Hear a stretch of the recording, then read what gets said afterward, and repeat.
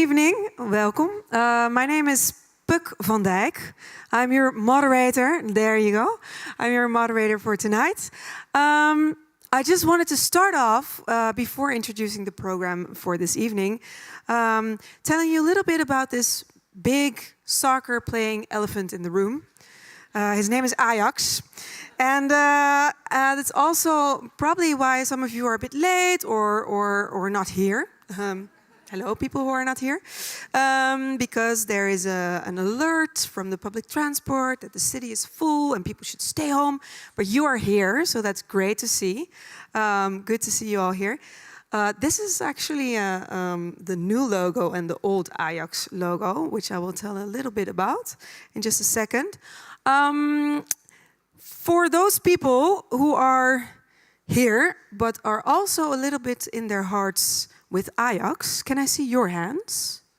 There you go, there you are. There is an opportunity for you guys after our program to see the rest of the match right here in Pakhuis de Zwijger. Who is like, no, I just want to hang out and talk more about this evening and not watch the match. Not at all, I don't care.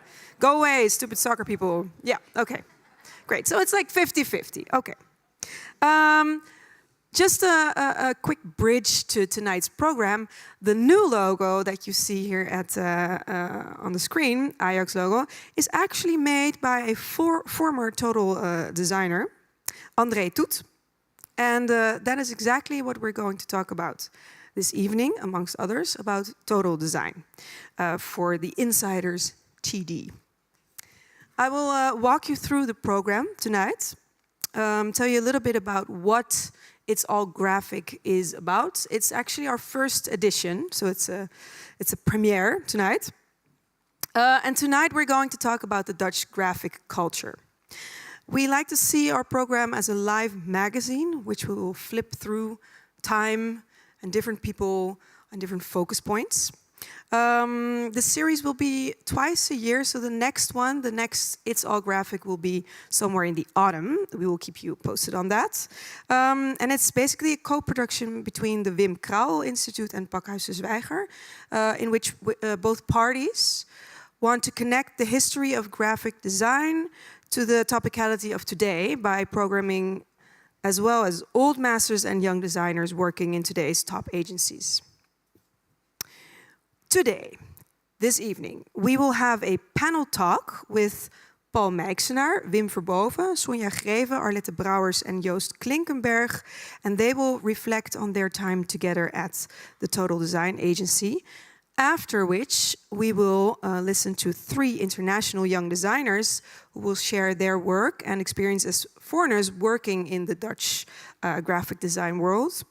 And we will ask them to reflect a little bit on how they see, from an outsider's perspective, the Dutch graphic culture as a whole. Before we do all that, I would like to ask Rob Huisman to the front, who is the chairman of the Wim Krauwel Institute.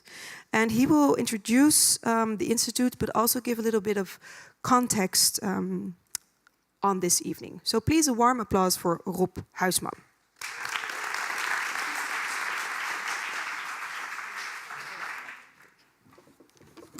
Yeah, good evening, ladies and gentlemen. It's nice that you are all here. I was expecting half of it when I heard the alert of the tram and things like that. And I'm now chairman of the board of the Wim Krauwel Institute for, I think, 1 year.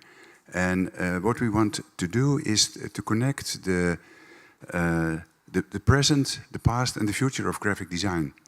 And we do that mostly unseen to the public. And that's the reason that we thought it's nice to do twice a year an evening like we do tonight, where we talk about the profession of graphic design and what's happening and what we can learn from that. And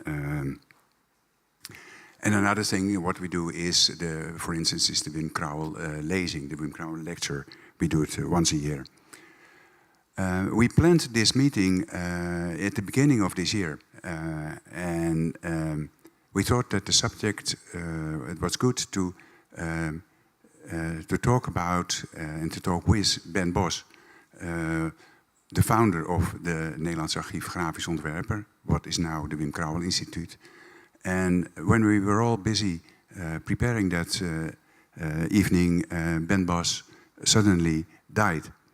That was a shock for all of us, and especially for the design community. For Ben was not only a brilliant designer, it was also a wonderful man, and what I said before, the founder of the NAGO, and a lot of other things in the design field.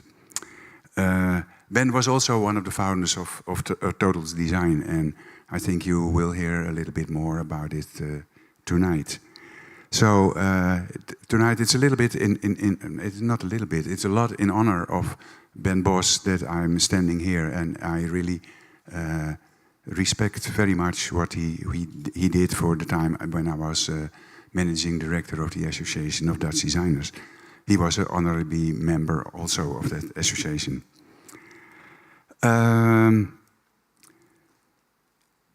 So that's a little bit about tonight.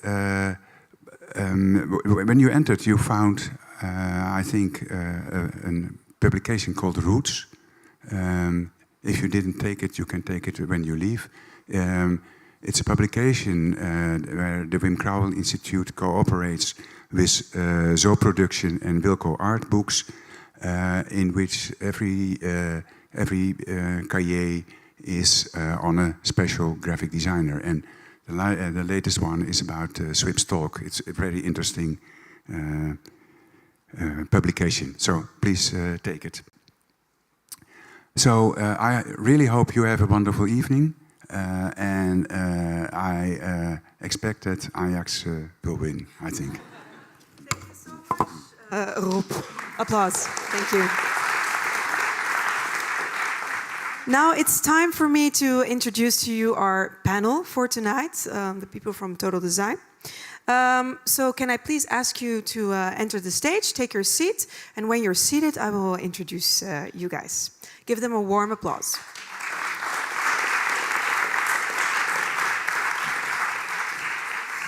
And since maybe some of you know these people, but some of you probably don't, I will kind of give a who's who by walking by them and introducing them.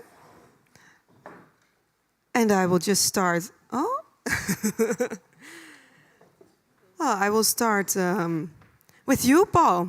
This is Paul. You can sit here. Sure. And Paul, we'll just stand. This is Paul.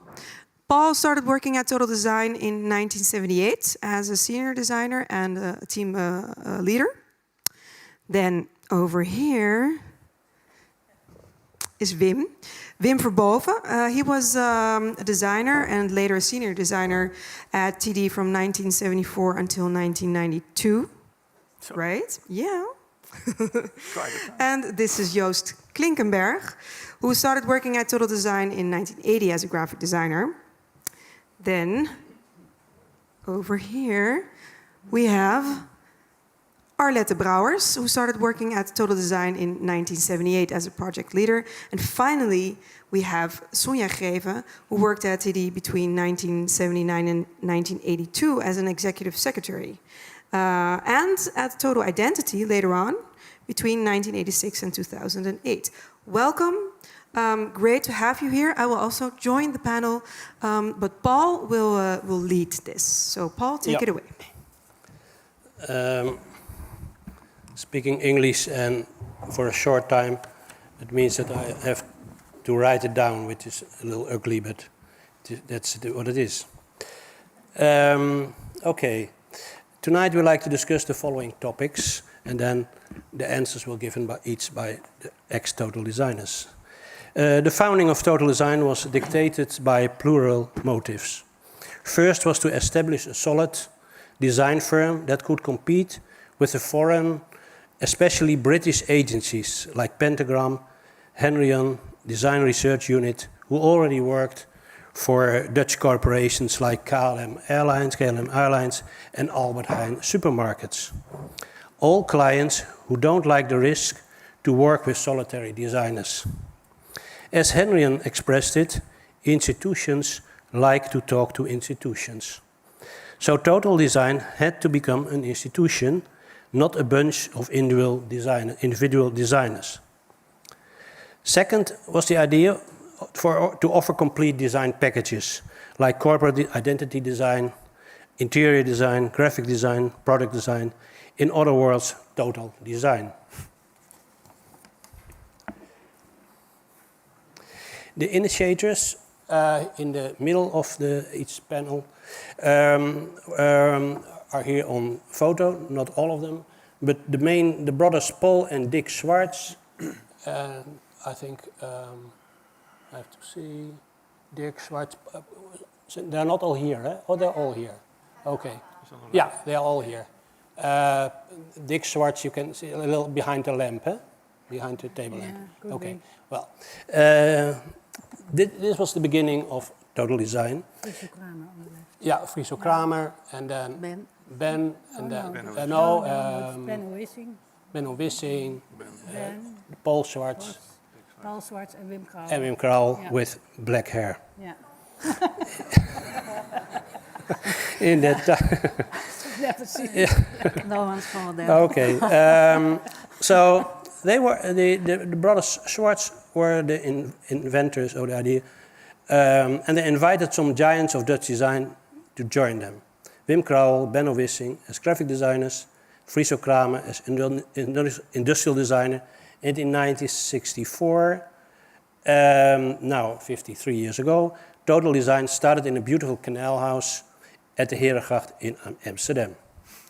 Also Ben Bos was, you see him here left, was there from the beginning, first as staff manager, and he proved to be a leading and stable factor of the rapid growing design firm. Later, an almost endless parade of designers came and left. You see, it's an amazing, you cannot read it, but it's the amount what counts. And I named some names: Hartmut Kowalke, Juriaan Schrover, Wim van der Weert, Daphne Duivelshof, Jolijn van der Wouw, André Toet from the Ajax logo, but that he did it later, after he left Total Design. Jelle van der Toorn, Bram Engelse, Esther Verdonk, Reinier Hooman, Reinoud, Frans Lieshout, Anton Beke, Theo Peters, Rijk Boerma, and many, many others. Among them were also Arlette Brouwers, Wim Verboven, and Joost Klinkenberg, and myself, all present tonight as member of the panel. Also member of our panel is Sonja Greven, as a representative of the often invisible back office of Total Design to keep a business healthy and running. You shouldn't ask that kind of things of designers. What we like to explore tonight are the following topics in a random order. Yeah. Was Total Design a unique and non-reproducible enterprise, or is there still a need for a design firm headed by a group of well-known giants, supported by a throng of mostly anonymous dwarfs? That's a saying of Elschot about Simon Carmichael.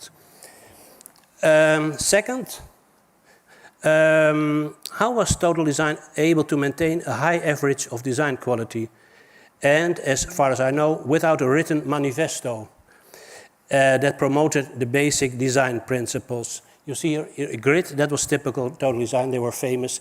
They have drawers with grids for 8 points to 9 points letters, 9 to 10, etc. That was typical Total Design. They were prepared, and they just have to fill in the grid. It depends who you, some people can discuss in that grid thing. Okay, what was the role of the rapidly upcoming new technology, like photo setting, computer-aided design, with programs like InDesign and Illustrator? Total Design was the first firm who bought the aesthetics. You see it here, the three of them in one room, and each as big as a small kitchen board. Total Design was divided in teams. For instance, Wim Verboven and Joost Klinkenberg were in the team of Ben Bos. Arlette Brouwers worked in the team of Wim Krauw, and I had my own team successively with Esther Verdonk, Theo Peters, and Rijk Boerma. How did they manage to coordinate the design results, or didn't they manage it at all? A solid back office is the economical backbone of an enterprise, any enterprise? Or was this different for a design firm like Total Design? I remember the introduction of timesheets, and how did that work after that the rumors and the protests were all gone? Well, these are more enough topics for half an hour, and we have only half an hour, so I said, let's just start, and I want to do it by turn, each by turn. So first I have a special question to each of you, and at the end we can discuss, including the audience, about some general topic. First, I'd like to start with Ben's former staff members, Wim Verboven and Joost Klinkenberg, both here present. There was also, it was not a complete team, but they were happy to talk tonight. I'll start with Wim. Wim, how acted the group under the supervision of Ben Bos compared to the other teams? Well, I think the way of working of a team was very depending on the character and the personality of the team leader, the senior designer, Wim Krauwel or Ben Bos. And as it were, total different personalities and different way of working, they looked for team members according to their possibilities and their own characters and to join them. So I think Ben Bos was very expressive, not only as a person, but also in his way of designing, more than Wim Krauwel. And in that time, and also later, there were no written rules of design principles in total design. Dus what you just mentioned was the grids. The grids were strictly used for one client. So all the clients had a corporate identity. The corporate identity should last longer than nowadays. And you have to work according to the grids and the manuals, the design manual. And in the design manual of a client, every typographic specifications, color specifications, image specifications were noticed, and you have to work along to these rules. That was a kind of continuity in the design quality, I think. And the difference between the teams, I think Arlette can talk about the team of Wim Krauwel. I think in the team of Ben Bos, like Joost said, you went into the deep. You came in the team and you get a lot of freedom, but also a lot of responsibility. And it was, at the end, if you managed to stay there and survive there, you were quite all around. You have to present your designs to a client. And for a lot of people, this was the first time you came from the academy or graphic school and said, well, I made a nice design, but what's next? You have to present it to a client and you have to discuss it and you have to analyze the question of the client. And what I learned in that time is that you didn't work directly for the client, but for the customer of the client you worked for. For instance, if you worked for a medical organization, they were high classified, scientifically educated, but their customers, maybe they were just people that just want to see or to know how to use their products. So actually the message you have to bring to the customers should be very simple and not in a scientific way. So that's what I learned in that team, apart from aesthetic quality. Was it different from other teams then? I think, but that Arlette can confirm that, I hope. They were working more for cultural clients and organizations. Mm-hmm. And the team of Ben Bos were working for more commercial clients. But there was no Bible? The Bible was the design manual of the client, yeah, of the corporate identity, so but not of total design.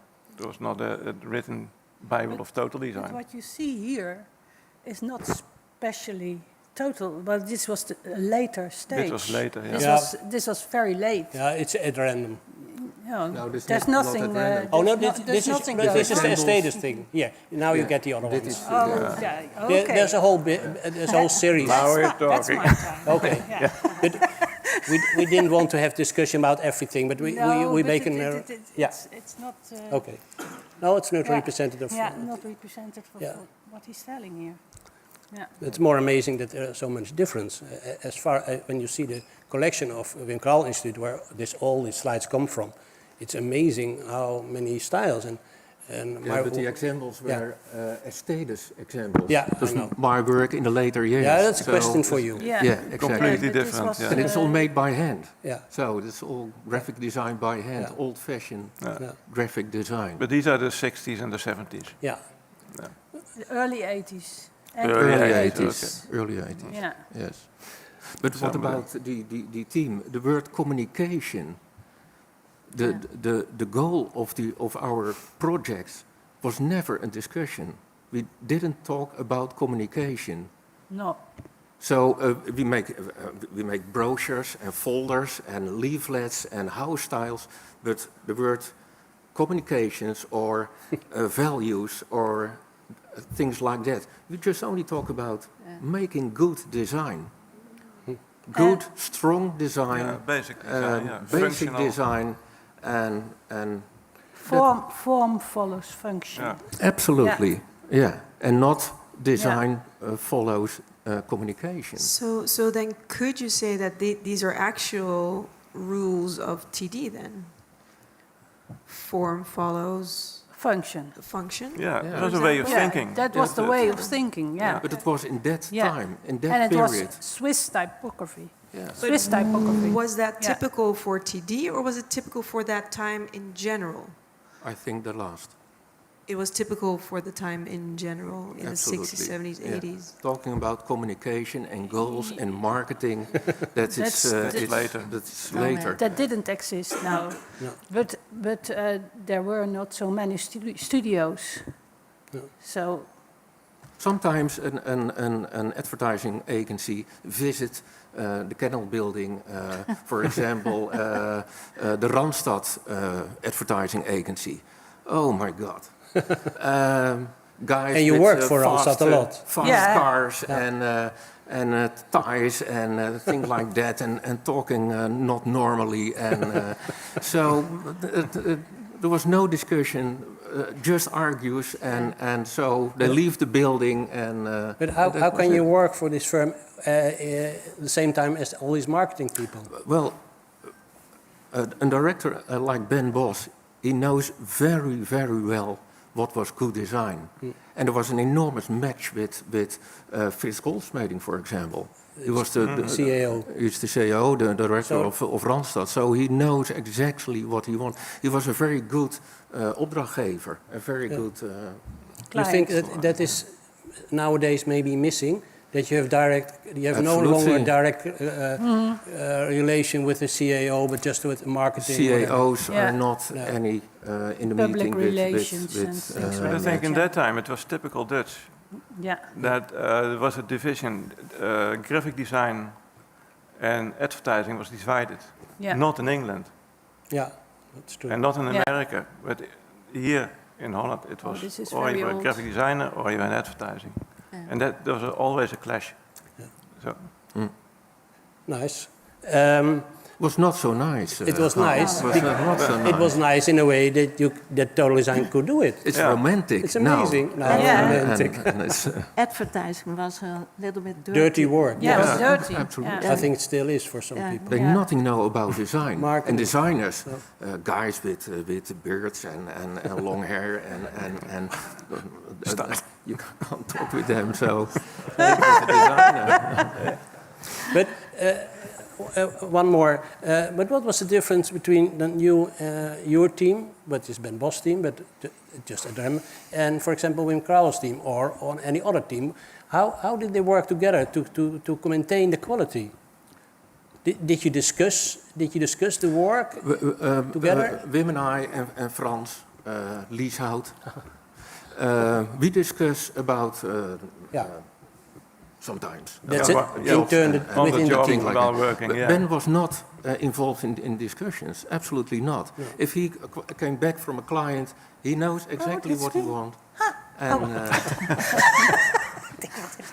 And That's you. yeah, Right there. he knows exactly what he wants, and You got a short briefing and you start designing keep and his then coat discussing. and take a pencil, But buy a what- pencil for Yeah, I example. don't want and, to elaborate too much. But what happened with one team didn't good service? How was it? Did one notice it, or because how keep the quality of all the teams together?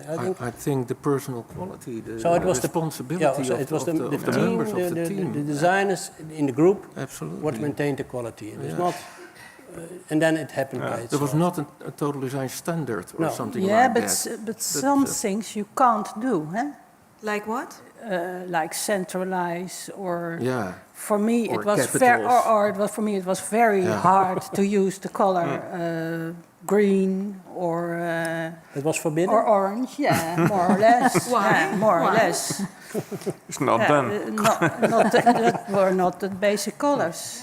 Wim loves the grey and cyan. Yeah. So And that was basically, it. if I understand it right, then there wasn't a TD Bible or guideline, but the designers themselves kind of drew what should be and shouldn't be part of a TD design. Yeah, but it was not only, it was also the style.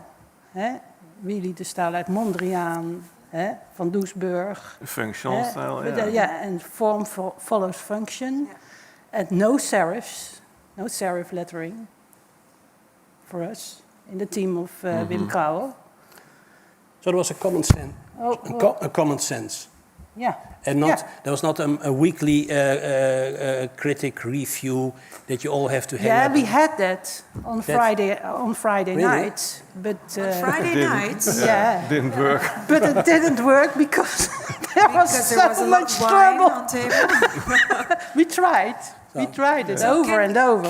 Can you give us a little bit of insight on how this typical Friday night meeting was like? Like what happened? Wim? Yeah, Wim?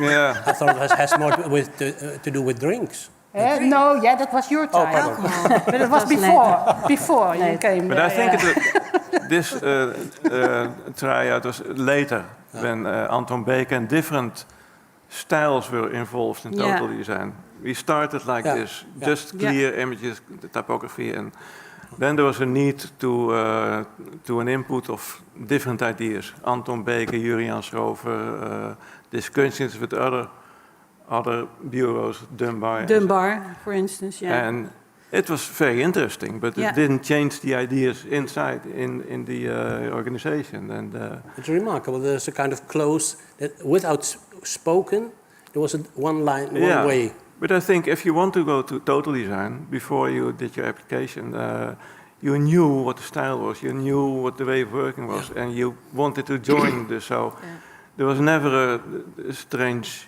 Yeah. Well, that's not really true, because the first year I worked with Julian Schrover. You made a mistake. And That was totally different. why? Yeah, totally another style. It's just But different that's work. what I meant. Yeah. The senior designers got their personality and the character. And Julian Schrover was a senior designer, and he liked the way of designing, the process, more than the result. And the process was all handwork. Yeah, a lot of handwork, yeah. And there was a lot of work. Yeah. And there was no computers, no programs No, to I was make sitting it in the easier. middle and he was looking what I was doing. So it was an island inside total design. Yeah. Yeah, but it was the same with Anton Beker. Yeah. When I came there, Anton Beker was there, Julian Schrover and Wim Krauwel. And they were all kind of looking over your shoulder on how the process was going, or Yeah, and was there sometimes difference? Wim Krauwel came over the wall. The little- cubicles, the work cubicles. Yeah. Back And in then the he thought, day, that was "Well, very I hip. can't believe this, what you're doing here. It's terrible. Ik had dus web. But we did it. So if we dig a little further, we'll get a lot of stories behind the scene, but I don't know if that's so but important. it's still Okay. amazing that it is one style, one approach, not a style, and recognizable. And Form follows function, I think. So, we have to go on, and we'll come back. And I want to ask Joost, because that's the order of my list. Then there came the new technology, the S-status. That was a totally revolution. It was an. Can you tell a little basic? What is the S-status? S-status. It's not a computer design equipment. It was a computer-aided design. So it was an aided machine, a perfect technical drawing machine. That was it. You must imagine at that time, there was on the top of the building, of the canal building, there was an artwork studio, a final artwork studio. And a couple of guys and girls produced the whole day paper boards as a sort of a combination of paper prints, logo types, strips with text columns, illustration prints by paper. And of course the famous letra set transfer headings just in Helvetica and Universe. And it was a large cupboard. On a different floor, eh? Yeah. Than we worked. On the top floor. On the top floor. And you have to climb up a lot of stairs. And they stick it together with spray mount and with photo glue and with cello tape and corrections when you like to make. That was terrible because everything must remove with removal liquid and then paste it again and again. And so that was terrible. It was very labor-intensive work. It was very time-expensive work. It was very expensive. And making changes was really not possible. So as a designer, you make your sketch, bring it up to the final artwork studio, and that's it. And then the S-status. The first time I met that machine, it was a visit on the company, they show me some curved lines. They started on the left side with a thickness of 0.1. And it was a curved line. In the middle, it was 0.2, and on the end, it was 0.1 again. Try it to do it by hand. Absolutely impossible. So it was a short demo, but it was amazing. And so I think the great benefit of that status was it was a very stable, high quality. Because we must make a step in that time to the next century, but to the next process of making artwork. And I think the benefit was it was a very fast machine, high speed. It was very stable in quality, high quality, and you can make changes. You can make. Go back to the slides. What made on the status with the color dots and so on. The color dots. Yeah. Yeah, the first slide. This is all S-status. This is all S-status work. Yeah. And for example, this logo type. There's a design of mine, and I make a basic design. I try to sketch it with pencil on paper. That's the first step. I always do, and I do it all on this time as well. So the first step is making some sketches, and then I make copy and paste it on a screen, 12 times or 16 times. And then I make very little changes in the design. So I can choose not the best, but I can choose the best there is. So, and I think that was a great benefit and a great step in process. So that was it was an amazing But time. what's in the middle? What is that for? That is the CEP, What is CEP? the coordinated production, electricity production companies in the Netherlands. Okay. So And- I can also imagine that in that time the first computers were being used. That maybe it's comparable with how it went at home. That a lot of people were hesitative to use technology in their work. How was that with you guys? I mean, was everybody just embracing it as it came, or was there also hesitation? Good question. Arlette. Yeah, but not total design. No? Because I left before the Stadis was there. Yeah. Okay. So that's another story. Yeah. Yeah. There was a lot of emotion. Yeah. Sorry, there There were? was a lot of emotion. Emotion. Emotion. Yeah. Machines. Oh. Yeah. Machines in the company, and this machine it was also a very expensive machine, because in America there was a small computer company with a crazy guy, and it was named Apple. And in the same time, in 1984, there was an introduction of the Apple Macintosh. And the price, it cost $7,000. The first Macintosh with 2 programs. A typewriter program, Mac Write, and a paint program, Mac Paint. It was a pixel manipulating program. It was not for producing very nice curves. So, And so how much would and this how one much cost? was this? This was $160,000 dollars. No, it was 160,000 euros, 350,000 guilders, and 180,000 dollars.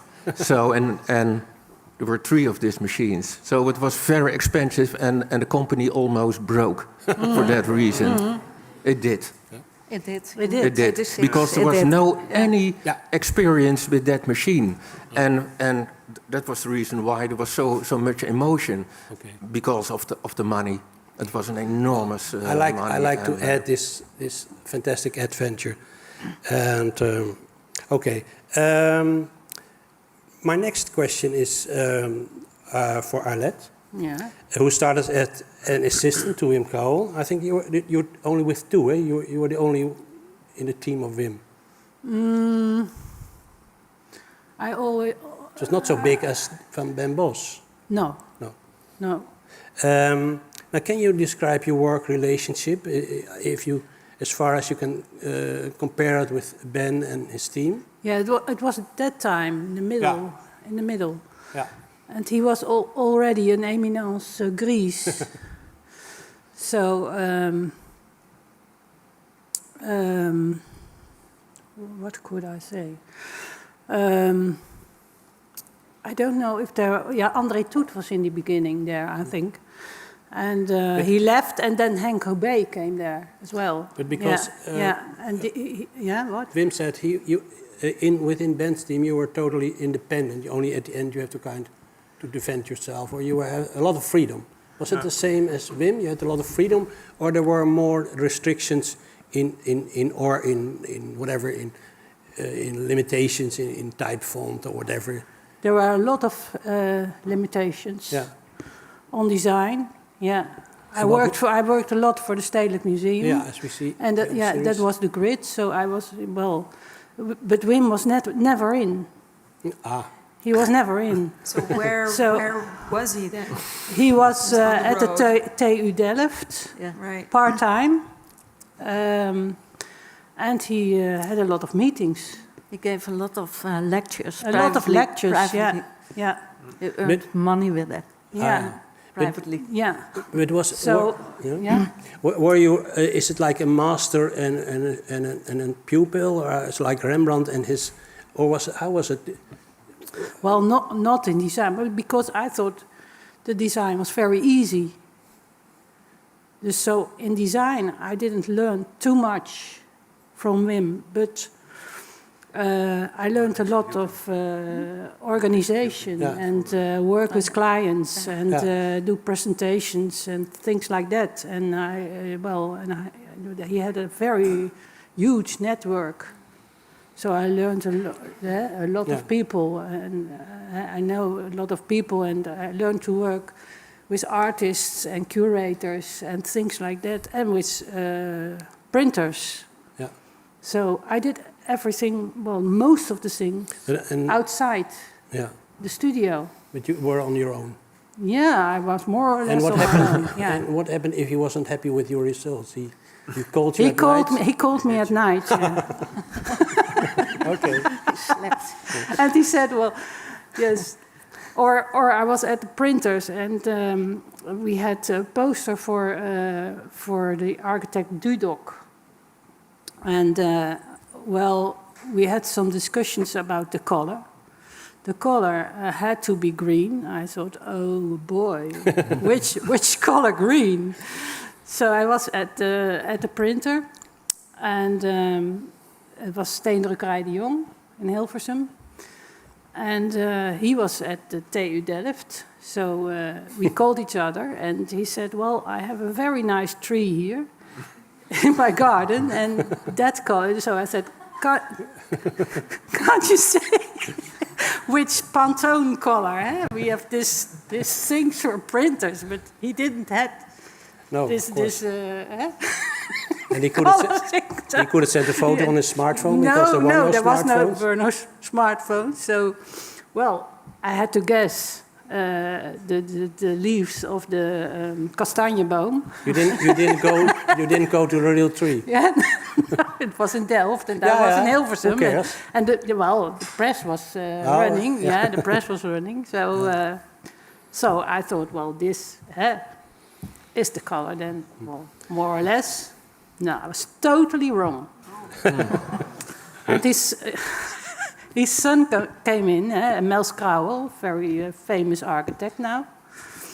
And he came in and said, oh, what a wonderful poster, such a good color, green. It was very hard green. And he had his studio, and he had this color for his studio because he knows that his father thought it was a terrible color.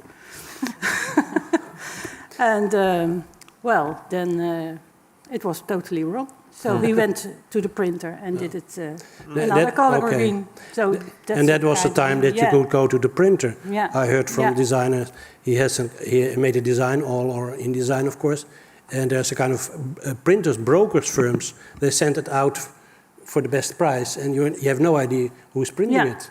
That's the nowadays. Yeah. Okay, I have to go to Sonja. You've seen her on the photo. Can you say about what is the specific on a big design firm? So what does a big design firm need as a back office? Different than other ones. So what was your idea about it? I don't think it was so quite different from other. But there were hardly no any design office as big as that. You had Dunbar, and you had. There were not many big design offices, so you had to find out by yourself, I guess. Yeah, so we did. Yeah. Yeah. And you and there was never. I remember always the monthly critical moment that the people from the calculation department, how they call it, they had to set the invoices, and they come to sit on your table, and then you have to say how much money we could make, how much hours we could describe, and it were tough hours always, because can we send an invoice? No, it's not ready. We have to wait, and so. And there was an offerte, of course, and there were more hours spent, always the same, it repeating all the time. And I don't think it changed in design offices now. There's always too much hours spent, and the offerte is too low. But how did you deal with that? Or wasn't that your job? It was not my job. No. It was the financial department. Yeah, okay. But I think nowadays it's still the same. In '86, when I came back, my second period at Total Design, a lot was changed then in regarding to the first period. The first period was absolutely not profit-driven, the Crowell period. And the second period was absolutely totally different. And more efficient. And more efficient. So that is the change. And timesheets. How The was timesheets this were introduced then. And for you personally working there, you were also there during that transition. So from non-commercial, or at least less commercial, to this more commercial shift. Yeah. How was that for you? Because you obviously worked with these people a long time, and then you also saw this change in culture, change in ways of working. You were the only one who worked for Total Identity after. Absolutely. So you're the only one who can compare them. In general, of course, you don't have to get. We like gossips, but the idea is more that we can learn something. What's a new Total Identity compared to Total Design in terms of efficiency? Yeah, the first period, like Joost told about estates, there were also changes in the back office. Yeah. We also pioneered in the back office for. At first we had the IBM Ball typewriters, my first period, and the telex machine. Yeah. And when I came back, we had computers, digital. But I think Word that processing. the first period, it was maybe the wrong name, but it was a guru-driven. Yeah, absolutely. And non-profit. And it is the transition from the first years. It was a combination of a collection of some individual designers. Argue the whole day and making noise and troubles and so on. And later and nowadays you can't run an office by gurus or so. What? Is that absolutely, over? absolutely not. Is that over? Why not? No. Look at a guy Maybe we can have some response. I think this look at a guy like Rosengaarde. It's an individual designer with a lot of more or less assistants. Not he is the guru. That is it's or a guru-driven or a team, and you work like a team, like Total Design on this moment, I think. So we actually also have a question for you guys, which we are thinking about as well. Like, you took us back in the days where TD was leading as designers agency. You were the rulers of the realm of design, basically, in that time. Things have changed, obviously. A lot more players came on the field. By now, it's much diverse, it's much bigger, but there's a lot of small agencies as well, players. So our question is basically, is there still a need or an urgency for big players like TD was back in the day? And if yes, why? And if no, also why not? So I'm not sure if you guys have any thought on this. If you do, please raise your hand and I will come and talk with you. And if not, you can still think about that whilst I look at you. Yeah, but big what you think about that? Big is not a goal as well. It's not the main effort. Because I think profit is now, you have to make profit in an office on this moment. And I think you have to find out what is my goal, what is my value in this moment for clients, and not how big must I moet ik worden. That's not grow. Yeah. Growing is not a goal, but making value and making quality, profit and continuity. Making steps in the future. I just learned, I thought nowadays there are a lot of design agency, especially in Amsterdam, who are bigger than Total Design, but that is not true. I just heard it from Rob. Like? There's only Fabriek, there's more than 100, I think, and VBAT, they have 50 maybe. So I thought there was more big companies, but that's not true. So it's still unique that the big design office, and especially design driven, not there's no marketing, no website, whatever. There's no volume. It's mostly creativity. Total Design was not a production station. They did produce, so of course it was printed, but it was not making websites, and so there was no much supporting. So it's still amazing that it still is a big firm, and it's hardly overwhelmed. How do you say it? Overtaken by agencies now. They're still big in that time for now. Also, if you have any other questions for our panel, then now is the time. Please raise your hand. If not, then I would like to thank you so much for taking us back to the TDA agency and really giving us an insight on the time and how people work together there. I can feel I can even smell like the old computer smell and the way these old buildings probably must have sounded, the squeaking floors and the walking down and up the stairs all the time. Sticky I remember sticky stairs. we had of course we had a pre-meeting for this for all of us, and it was an hour of humorous gossips, but you asked us to skip that. Yeah. So I'm sorry for that. It is rather serious, but we had a lot of. It gives a kind of atmosphere, that's for sure. Even when the teams were separated, sometimes the teams didn't hardly communicate, not by reason, but just by nature. But still, if we went, we had excursions sometimes, and they were always very. And there was and we had lunch together.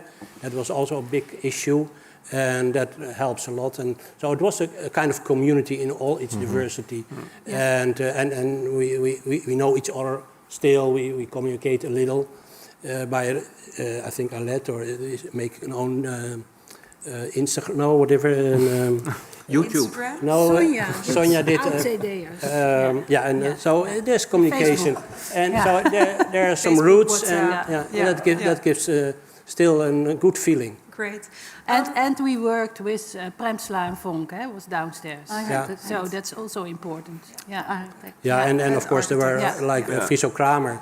It was in 3D. We left that out, of course, and because it was not part of the graphic design thing. Yeah. There's someone who made a short movie about Wim Krauwel, Lex Reitsma, and we want to share this, at least part of the documentary he's working on now, called Then and Now. And Lex Reitsma, the maker of the documentary, is currently still working on a longer version, which will broadcast somewhere the end of this year or beginning next year on Avro Tros. So let's sit back and watch that.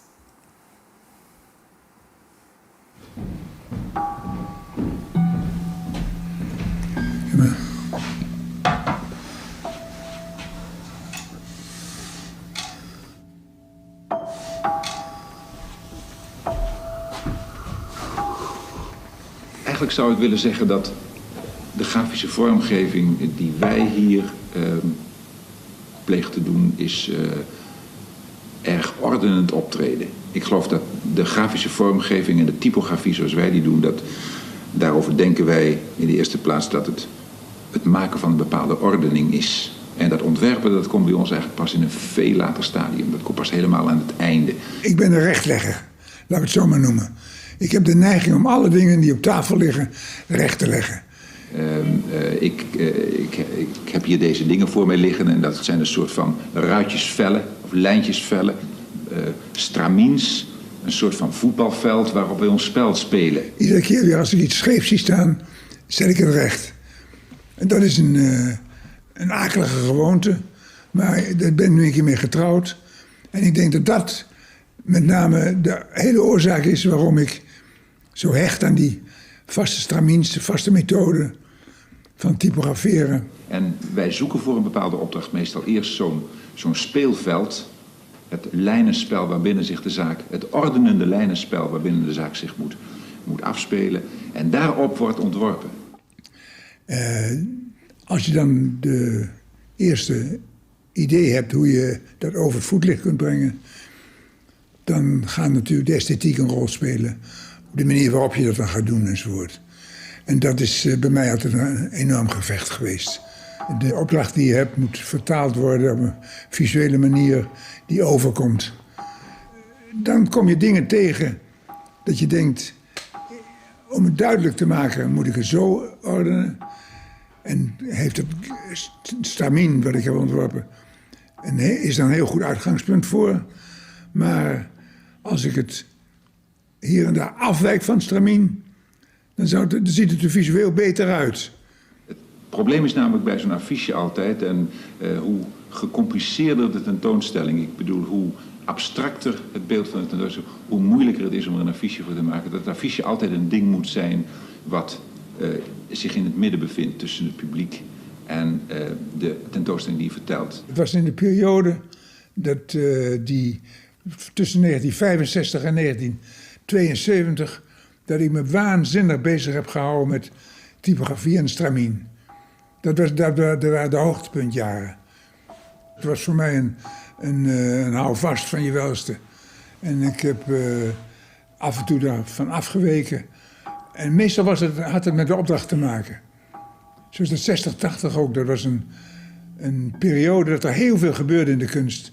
En dat was de reden waarom ik het uit het lood heb gezet. Om als het ware aan te geven dat het een ander tijdperk in de wereld was. En dan zijn van die eenvoudige middelen iets kantelen of iets te vervormen om een bepaald effect te bereiken. Maar wil niet zeggen dat je dan plotseling je geloof in de stramien verloren hebt. Maar je doet er iets mee wat het effect versterken kan.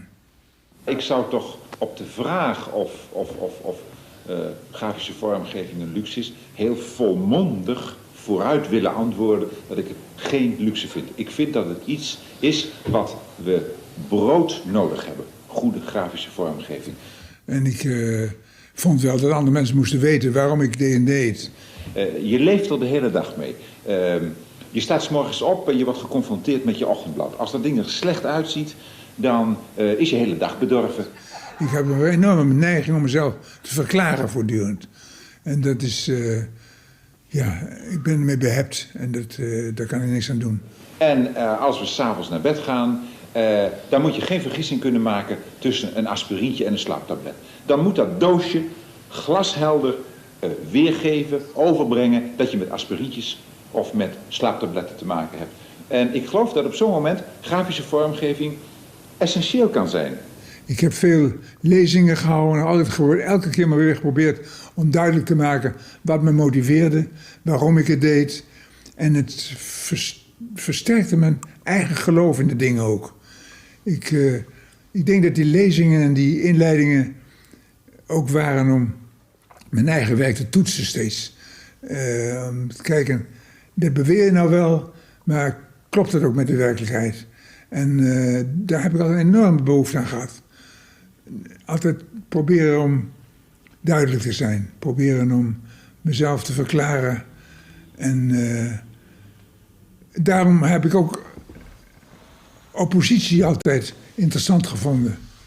Als ik nou denk in de periode van de nieuwe lelijkheid met Renate Rubinstein. Toen ik uitgemaakt werd voor alles wat mooi en lelijk was. Toen heb ik in die oppositie heel veel kracht gevonden. Ik heb altijd gedacht, mij krijgen ze er niet onder. Ik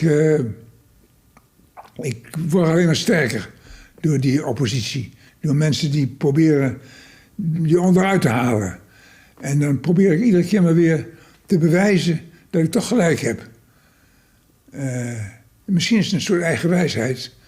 Maar ik kon het toch niet anders. Het zit in me, zo zit ik in elkaar. Omdat we er zo helemaal mee leven, geloof ik dat grafische vormgeving geen luxe is. Het is een onderdeel geworden van ons dagelijks leven. Elk moment van de dag hebben we ermee te maken. En ik geloof dus dat het wel degelijk ook een verrijking van je leven inhoudt. Maar voorop zou ik willen stellen, het is absoluut geen luxe. Grafische vormgeving is een noodzakelijkheid.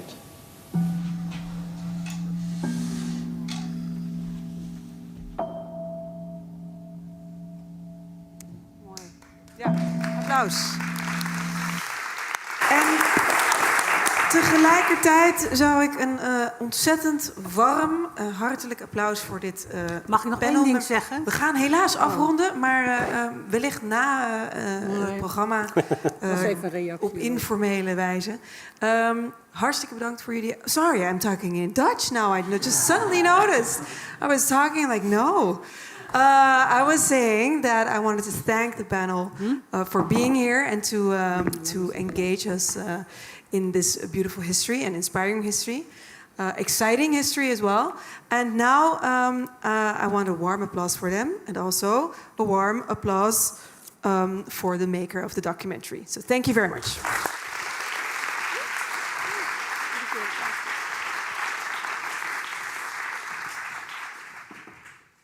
I'm completely off guard because I talked in Dutch.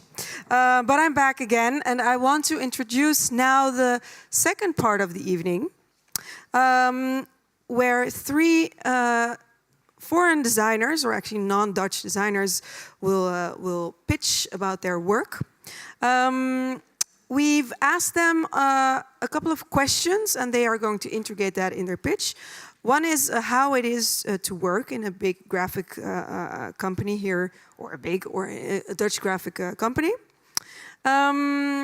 They will tell us why they came to the Netherlands, why they wanted to work here, which elements of their own background can be seen in their work, and also if their work is in a way, or any way, influenced by the Dutch graphic culture. And they will try to give us a vision on what, from their perspective, Dutch graphic culture is. First, I would like to introduce our first pitcher. Her name is Nina Couvert from Van de Jong Creative Agency. Give her a warm applause.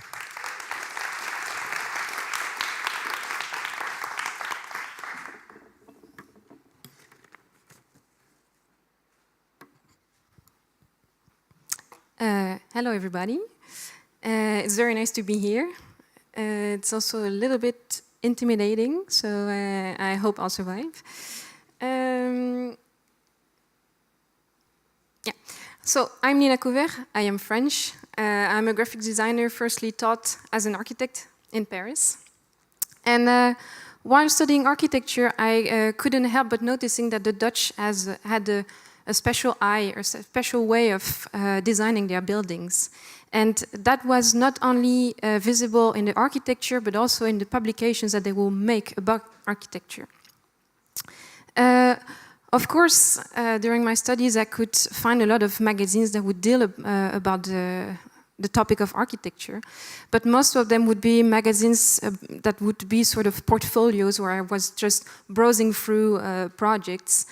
But the moment I wanted to find some more critical writings about contemporary architecture, here again I would end up with Dutch publications in my hands. Yeah, and this is actually how I discovered OAS, which calls itself a journal for architecture and is published by the Werkplaats Typografie. I was amazed by it, so I just started to collect all issues. And what I thought was so nice about it, it was the way the typography was being used, the images were being treated. I don't know, it was just a big shock compared to these glossy magazines I had been seen so far. And because it was so nice, I started to get also all sorts of other publications, and I became a sort of publication hoarder, and I would buy everything that would just trigger me. And this had two main consequences on my life. The first one is that I decided to shift from architecture to graphic design. And the second one is that I decided to move to the Netherlands. So I applied for an exchange at the Royal Academy of Art in The Hague. But as an architecture student, I was actually not allowed to apply to a different field than the one I was coming from. So yeah, I felt like, never mind, I'm just filling it in, and I just keep my finger crossed, and I hope that the woman won't notice I'm not applying for the right field. And she did not. And she was on the phone, and she just signed it. And so she changed my life against her will. So I entered the Royal Academy of Art in 2013. I was at that time an exchange student, and then I actually stayed as a regular student. I graduated in 2015 and started my own studio right away. With my own studio, I worked mostly on projects within the cultural sector. The first one I'm going to talk to you about was a campaign called As Close to Black as Blue Can Be. It was made for a group of artists, of people from the finance department of the KBK that were going to graduate, and they were putting their show together. They had an introductory program where they were going to ask 2 different people per evening to pick each one of them a different movie. And the idea was like the movies had nothing to do with each other's, because this was related to the theme of the campaign, As Close to Black as Blue Can Be, meaning as much different we are, we'll remain similar. So what I did is I watched all these movies, and then I eventually managed to find sequences that were looking quite similar, that would respond to each other's, even though the directors or the nationalities or the times of the movies would not correspond at all. After this, I worked with the group on the actual campaign, for which I used a monoprint press to make the background image. And this background image was used on all the printed materials, poster, flyers, and also all the online communication. We also made a website with this, which was displaying a very dark blue link to the title. You would hover the text and have the white popping in. You would scroll up and have scroll down, and you would have different shades of blue. I also made a catalog that was gathering all the process of the students when they were trying to build their show, get money. And it was a pretty rough publication. It was made in 4 days. It was a bit crazy. But I experimented with many papers and different types of inks, and it was actually really nice. Spoiler. Another campaign I want to talk to you about is the graduation festival of KBK of last year. I worked on it with 2 older classmates, and the concept behind this campaign was very simple. It was just, for us, graduating is not an end process, it's actually the start of a much bigger adventure. It's going to be the start of your career. And for us, actually, you're going to start expanding from this point on forever. So for this, we made a video teaser in which we gathered all sorts of materials that were related to the idea of expansion, and we spent a day in a studio experimenting and filming and trying to get something out of it. And I was actually the teaser. We also worked with photographers who took pictures of all these objects during this day, and these photos were used became the campaign images when used on posters, flyers, and all online communication. In the video, maybe you saw there was a character in an inflatable suit. We used that again during the week of the festival. We asked a few students, hey, do you want to just wear it during the day? So they wore that, and then they're working in the school for a week and being sort of the mascot of the show. We also designed signage, books, name tags, flags that were actually being awards, all sorts of different things. It was a really big project. And next to that, we also had a printed catalog that was gathering all the works of the graduates. And we also made a website. And we was also gathering the work, but also giving updates on the events during the week and the awards that people would win. Last project I want to talk to you about is this one. It was a project. It was an identity that I made for a conference called Writing, and I was organized by the Society of Artistic Research. It was the first time I was working for a Dutch client, so it was a bit big for me. They wanted a new identity, so I designed a logo for the campaign, for their conference. I also made this website that was gathering all the excerpts from the speakers and allowing people to sign in for the conference. And for the people that actually did sign in, when they would come to the conference, they would get this booklet that I designed. And it was the idea behind the publication was that it was a sort of conference toolbox. So you would open the publication and have on the left side a booklet with the content pretty much the content of the conference. And on the right side, some sort of an archive that was piling up several loose elements, maps, a timetable, a list of participants, paper to take notes.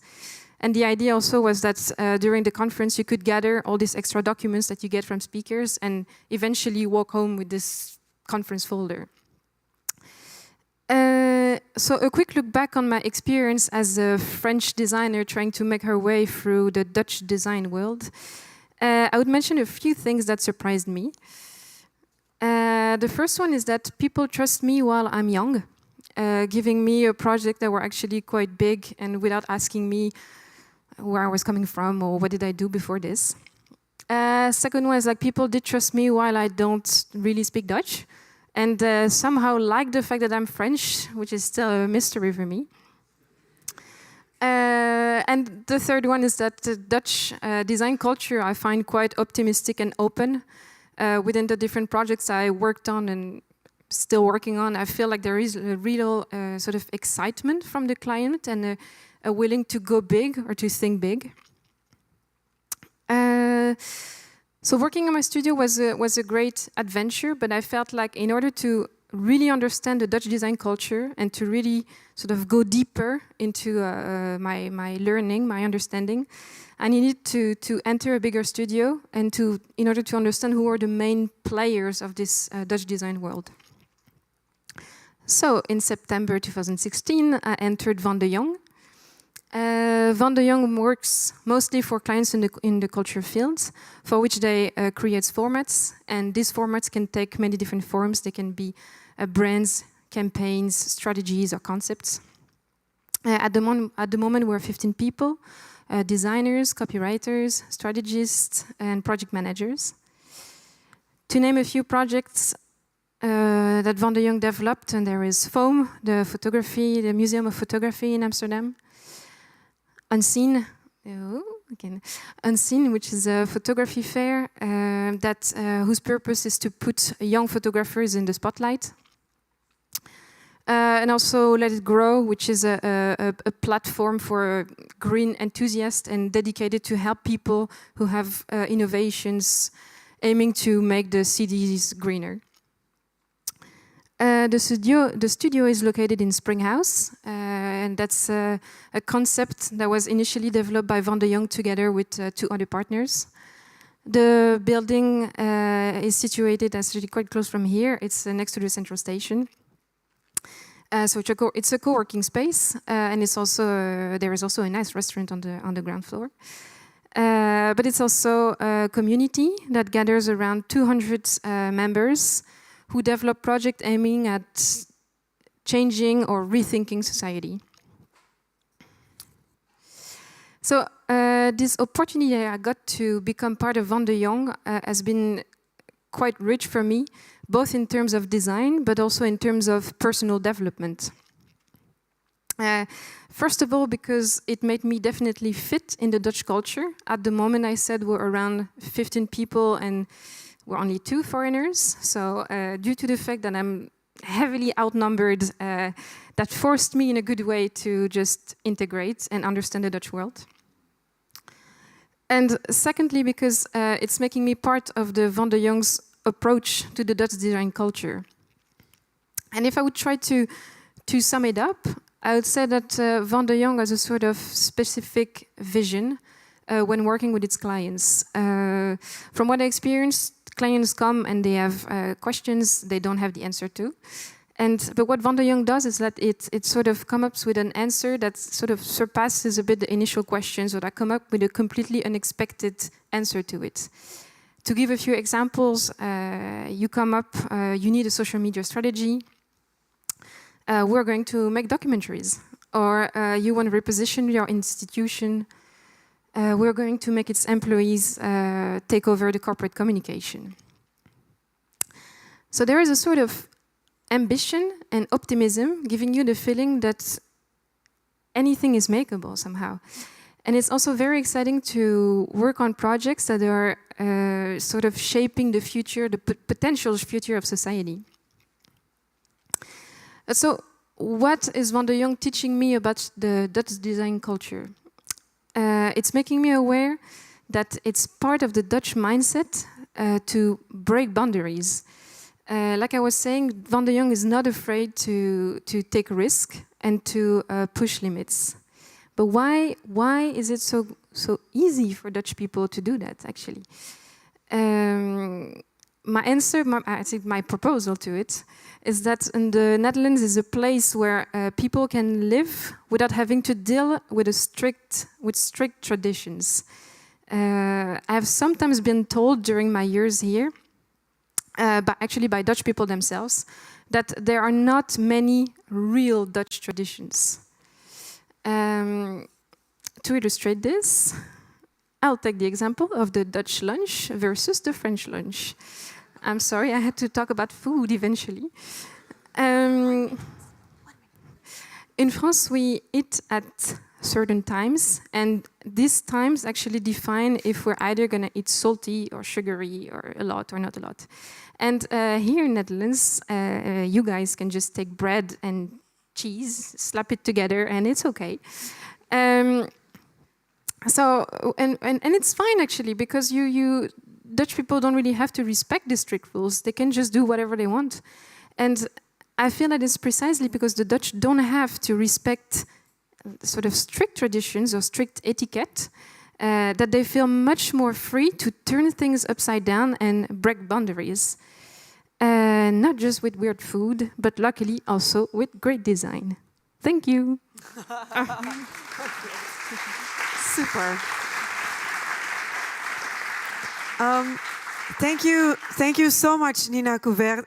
It was an amazing story. Thank you. I would like you all to think about any questions you have for Nina, and please save them for after the event, because we're a little bit in a time hurry. But thank you for this, and I would like to ask for a warm applause for Nina. Great. Our next pitcher is from the UK, and he moved to Amsterdam in 2007, so he's been living here already 10 years. He speaks some Dutch even, and he is currently the creative director of VBAT. Please give a warm welcome applause for Graham Sturt.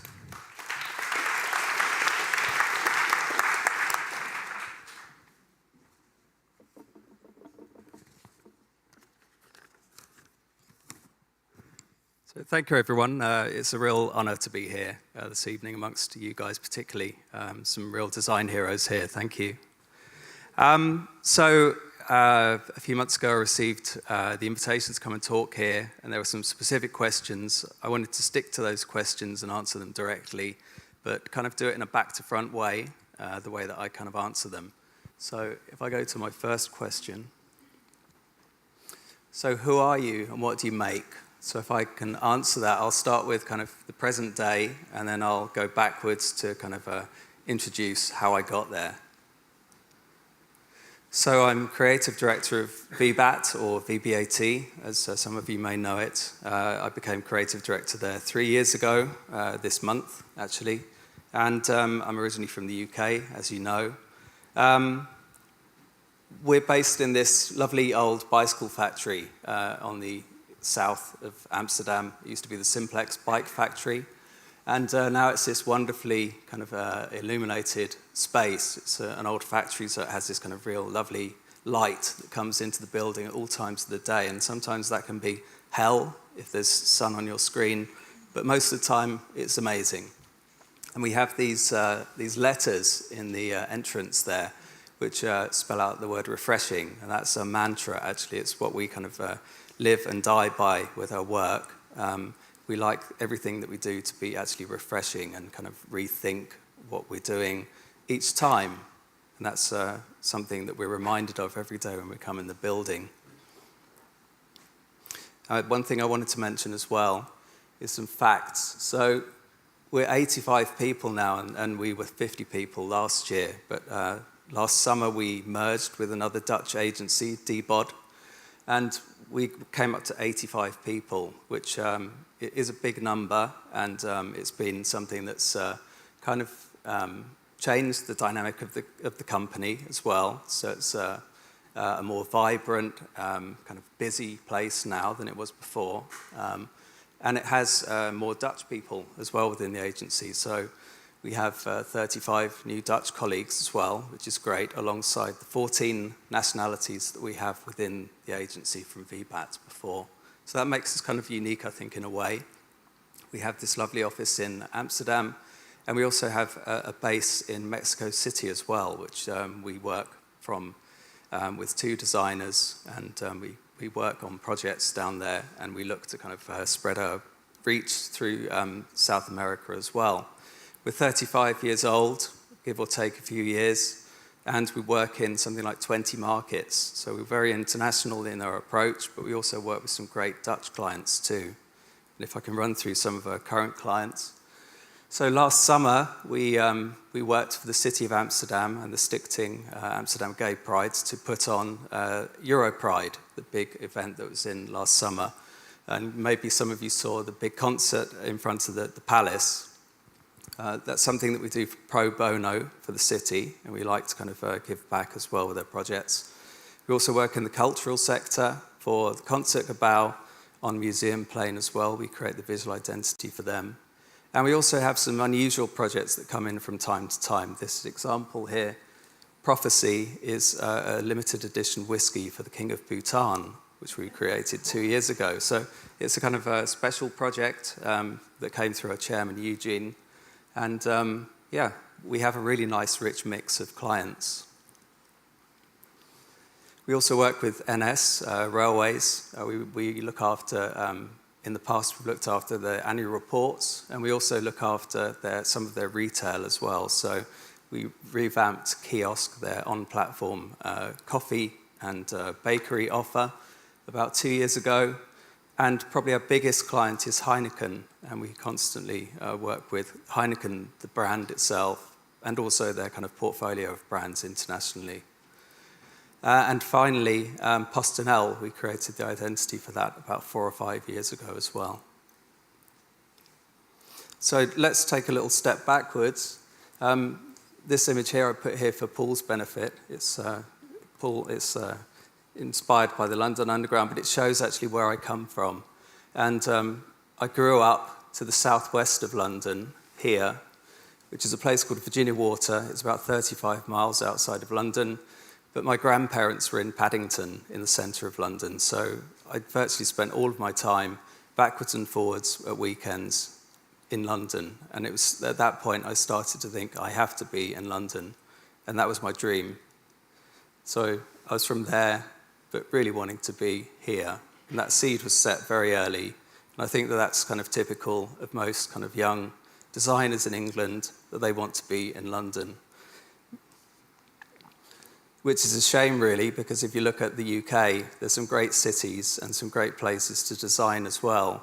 So if you think about Sheffield, Birmingham, Leeds, for instance, they all have great design scenes, but if you live in London, you're kind of London-centric. And in fact, this is kind of how most designers actually see the UK. They see it as a kind of London in the centre, and these kind of other places to the side of it, and don't even start to talk about where Wales is or Scotland. It doesn't even come into the picture. And particularly if you work in a London agency, you can actually think that London is the centre of the universe. And I think for a lot of time, that's the way that I thought, which was a bit sad, but that was my reality at that point. But I went to university in Hull, which is in the north east of England, and it's only a stone's throw across the water to Amsterdam. And it was at this point that I kind of started to actually pick up on Dutch design. I didn't have a clue about what Hull was like when I went there. I went there because my dad died and I wanted to get away from London. So when I went to Hull, all I knew was that the House Martins and the Fine Young Cannibals were from Hull, and it had a bridge that went nowhere. But that was it. But luckily, some great things started to happen soon after that, particularly related to my course. Luckily, since then, Hull has changed a lot, and it's European City of Culture now. But in 1990, it looked nothing like this. It was kind of a very, very different place. But then I arrived in Hull, and through the first few years of my course, there were some really interesting things happening related to Dutch design, actually. So I think at that time, Gert Dunbar was teaching at the Royal College of Art, and he had some really influential, or later influential students. So he taught this group of designers called Why Not Associates, and they actually, one of their first ever jobs was to brand the City of Hull Festival. And I remember seeing this work and thinking, this is amazing. This is something that I'm really, really interested in. It really triggers me, and I'm inspired. And these are still things I pulled out of the drawers. I'm an avid collector, and I keep these things. And they're still inspirational to me, but they're very, very classic, I think, in the way that they picked up on Dutch design of that era. They were very inspired by Dunbar. So I was triggered at that point. And then in 1992, I came to Amsterdam for the first time with my course, and I visited Atheneum, the bookshop, and I found this lovely book on stamps designed by this guy, Jan Kees Shellfish, which I think is haddock, isn't it, in English? And he had worked for the PTT on this stamp book, and it just stopped me in my tracks, because I couldn't imagine in England seeing a book on stamps that would be so beautiful. It was split into two halves, one half about stamps, one half about the sketches about the stamps. And it was really, really inspiring. And I thought at this point, Dutch design is something that I have to really get interested in. And then my eureka moment happened in my last year when a tutor of mine introduced me to this piece of work, which was the Dutch Police by Studio Dunbar. And I remember it coming up on screen, particularly this image in the middle of the Porsche, and thinking to myself, how can a police car be so sexy? It's amazing. Because if you think about, well, you don't know, but the English police cars at that time were not sexy. And this just looked so kind of progressive to me. And also the work of Hardwerken and Una and Irma Bohm. I was starting to get introduced to that by my tutor. And I really, really felt that there was a seed being planted here that I had to kind of follow one day. But it was mentally parked at that point. But it was very, very inspiring again. But then I graduated, and the call of London was strong at that point. But it was strong because there was a reason to go back to London. The design scene there was really fertile, and there were really amazing agencies around at that time, particularly small independents like Tomato, Me Company, Fuel, illustrators like Ian Wright, and kind of smaller individuals like Swifty, who were creating Straight No Chaser magazine. And these were people that I wanted to mix with. So London drew me back, and I went to work at ID magazine. And I worked there for 3 months as a placement with my friend Scott King. And I had the time of my life. It was amazing, working in a kind of fashion-based magazine. It was pretty much all cut and paste. It was kind of not very computerized. So I had to learn hand skills, and that was very interesting. And I also had some great opportunities to go to parties as well in London with these kind of people from ID who were all crazy.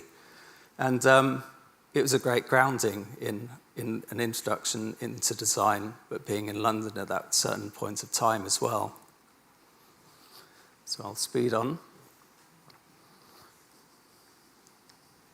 Then over the next few years, I progressed to a design agency called 4i, where I had the great opportunity to work with some amazing clients for a young designer, like the Rolling Stones on the Voodoo Lounge World Tour, Yo Sushi, an amazing conveyor belt sushi bar. And then I progressed to another agency called Fitch, where I worked with Lucky Strike for a few years on things like the BAR Formula One team.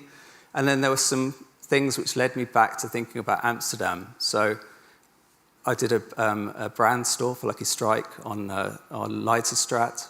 And then in about 2004, I was working freelance for an agency called Chemistry, and we worked on the identity for the Netherlands 1, 2, and 3 TV channels remotely from London. And at this point, I started to think, I need a new challenge. I want to go to Amsterdam. So I did.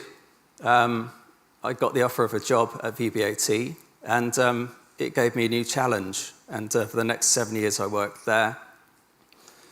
Fast forward to 2014, the chairman, Eugene Bay, offered me the opportunity to become the creative director, and he gave me this compass as a way to kind of guide myself in the future creatively and keep the company in the right direction. So this intrigue and love of graphic design coming out of the Netherlands has kind of manifested itself in a way that I started to kind of interview Dutch design heroes 1.5 years ago to follow this passion of what inspired me to come here. I've done 9 of those now. I started off with Wim Krauw and then went on to Gert Dunbar, and everybody was incredibly kind and helpful in getting me here with this as well. People gave me contacts and opened doors for me, and the interviews themselves have been the most amazing things. They've been great grounding for me to actually understand Dutch graphic design, understand the history, and really get to know it well. I interviewed Paul a few months ago as well, Jan van Toren, Gerard Hadders, again, the influence of Hardwerken. Also Jacques Kouaida, Irma Bohm, and Hans Bochting from Una. And I'm just slowly working through these, transcribing these, and I'm going to post them all online as I go along. I've posted 2 so far. So does my nationality play a role? I don't think so. Day to day, we work in an international agency. Spoken language is English, 14 nationalities. I don't think it does influence me. And what's my vision on the culture in a Dutch design agency? I think that's the vision I would have in any design agency, and that's to kind of create a basis of initiatives to actually inspire people. And they're based on inspiration, collaboration, talent, and sharing.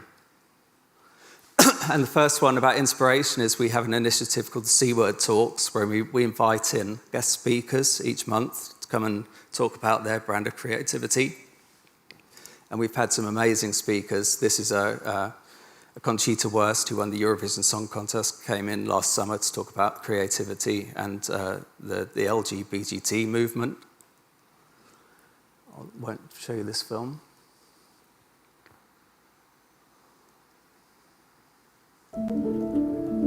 Today we also believe heavily in talent, and we have interns from all over the world come and intern with us. We have two Dutch at the moment, 2 Italian and 2 English, and we're constantly on the search for young talent. It's really, really important we kind of build from the ground up.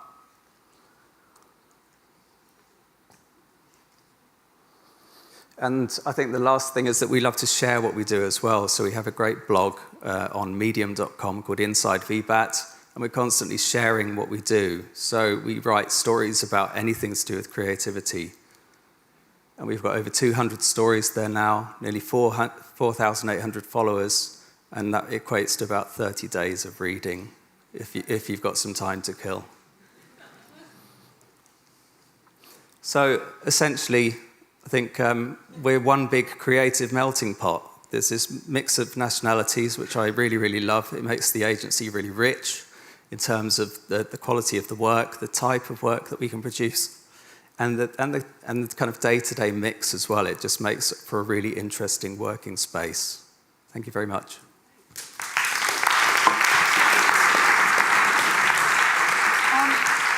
Just a quick question, Graham. You were telling us about the interviews that you were making. Where can we find them? So they're on the Medium, on my Medium space, medium.com/Graham Sturt, I think, or something. But you can search for them and you can see the interview of Wim Krauw and Gert Dunbar, and soon Ben Bos as well. And the rest that will follow after that. Yeah, and they'll follow, but they take time for me to put together. But they're really worth it. Wonderful. And I love doing them. Thank you so much, Graham Sturt. Give him a warm applause.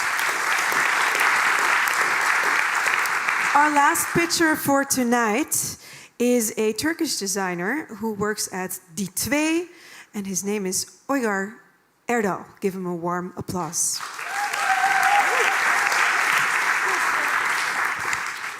Mic check. Yeah. Hi.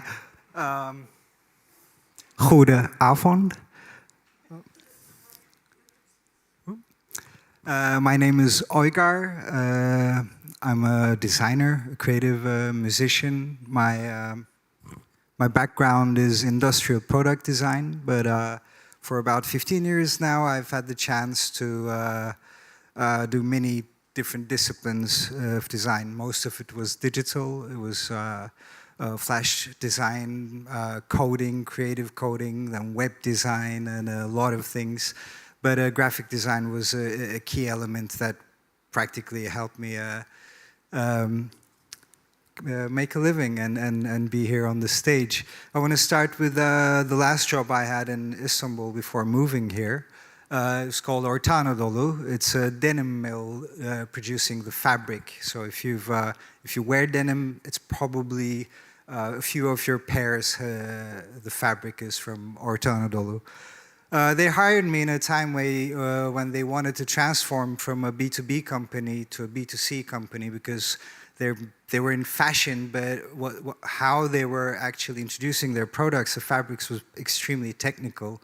We had been working for several years already, so and I used to do their website, flyers, posters, which I love.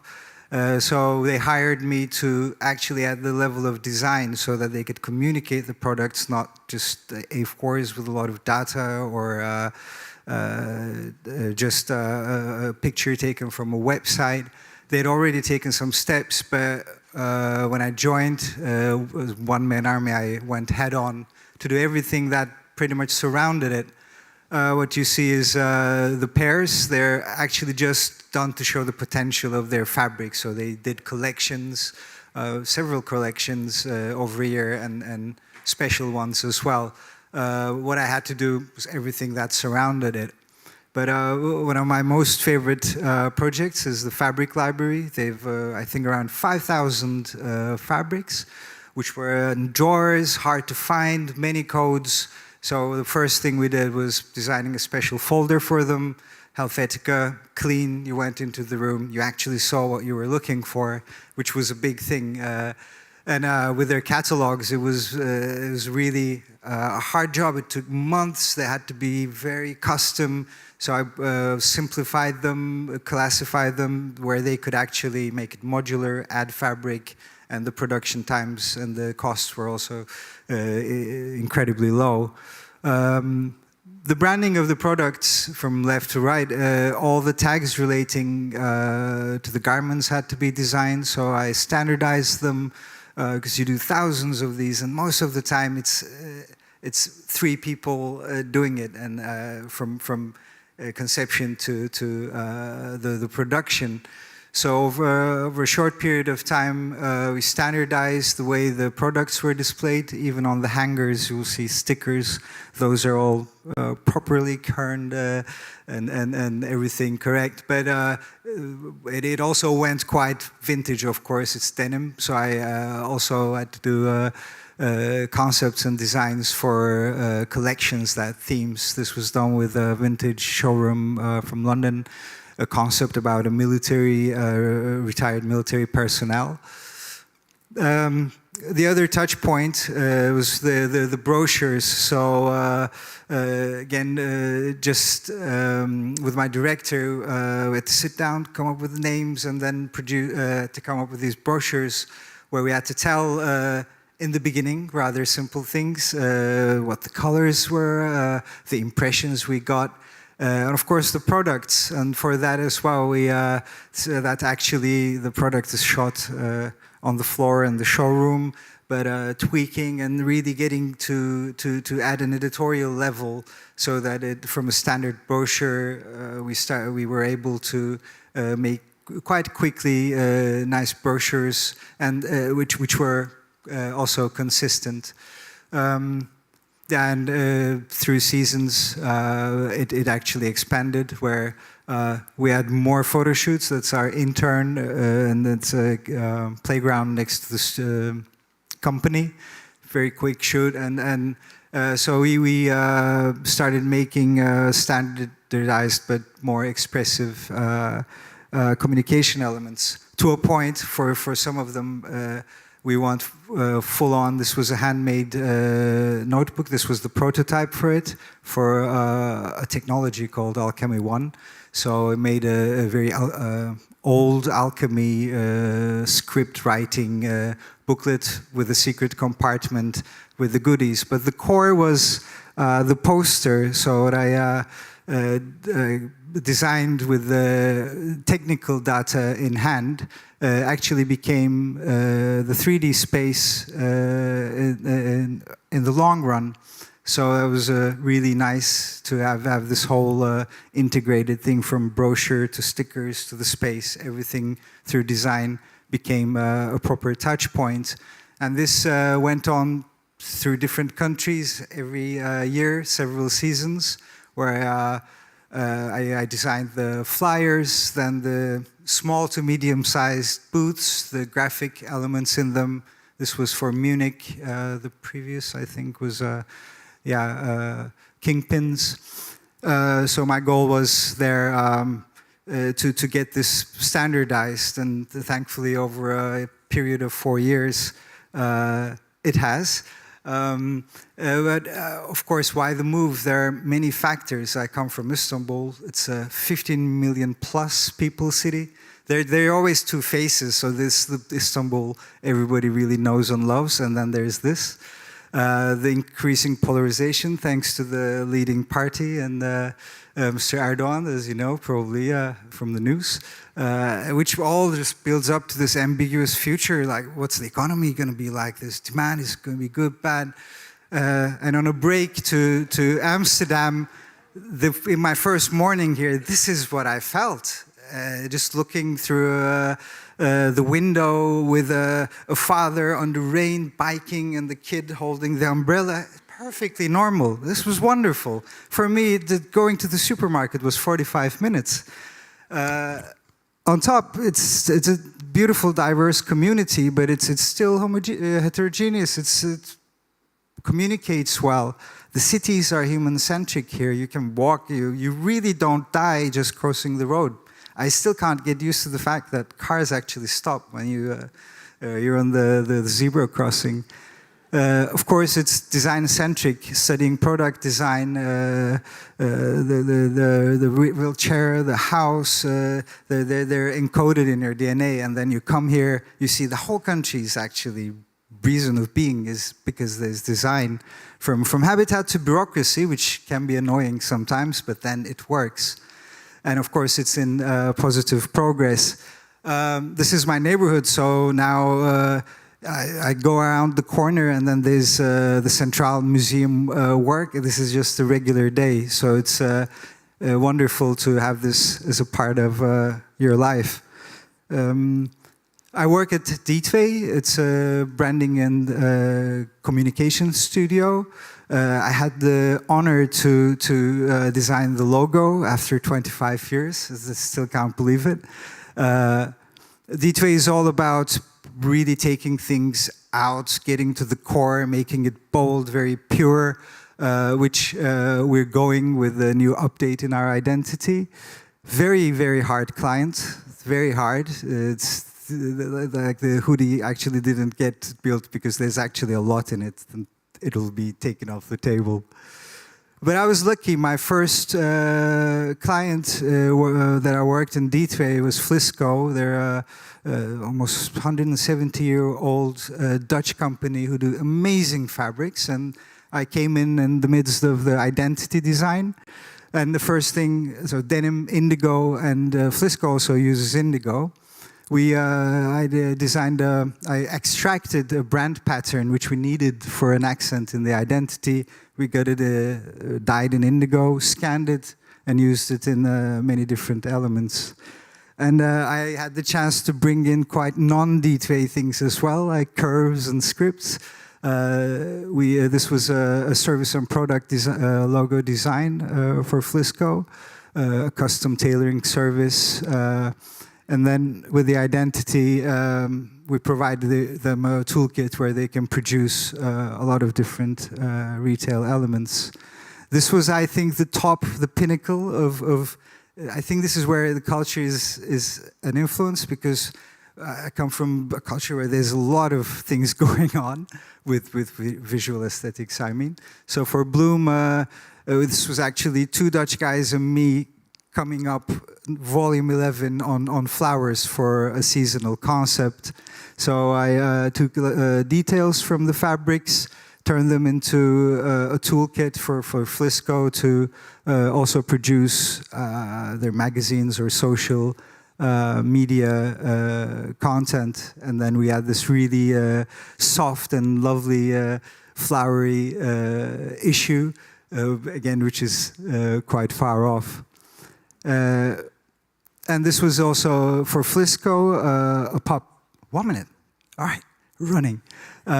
This was for a store in Nigeria, where we had to bring together 3 different brands with 3 different attitudes in a refined, minimal environment. So for this, I extracted elements from the brand identities, their colors and the type. We created one handmade line work, a fine pattern framing and type system, where again we couldn't go to Nigeria, so they could actually produce the shop using modular elements, and it still brought a lot of things together without being over the top. KPN is another client I spent a lot of time on, from corporate touch points, in-store elements to the website. And here as well, this is what I'm learning, this nice thing, taking things out. This was kind of the situation with a lot of things coming out of a box, and through a graphic approach, classifying things into products, services, and bringing them back together to make it work on many mediums as possible in a proper way. And last but not the least, another reason, the reason why I came here, the positive progress, is I have the chance to work with great clients now. We're working with Triodos Bank to update, improve their existing projects, which will combine people under an impact economy. We're working for a zero footprint campus, where I'm doing a bit of programming to deliver a website. It's a project in Trade University to in the cast of reaching zero footprint. Check it out, it's quite crazy. And last but not the least, a coffee shop, D2A branded, high-low, working on a 3GS interactive online project, which is going to be very nice, because it's all about keeping a calm state of mind and enjoying it. So thank you a lot for your time.